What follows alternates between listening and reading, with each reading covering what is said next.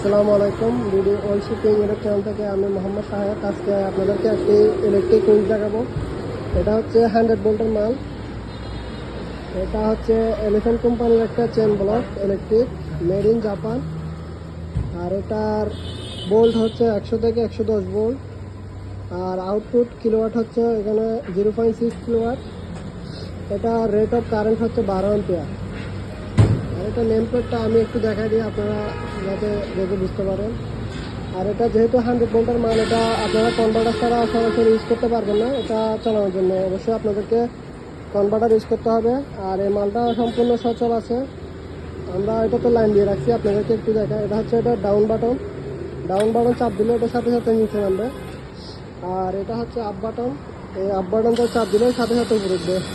আর এখানে একটা limit switch আছে, এটা আপনার উপরে ওঠার পরে অফ হয়ে যাবে। তখন এই আপ বাটন চাপলে এটা কাজ করবে না, তখন ডাউন বাটন চাপতে হবে।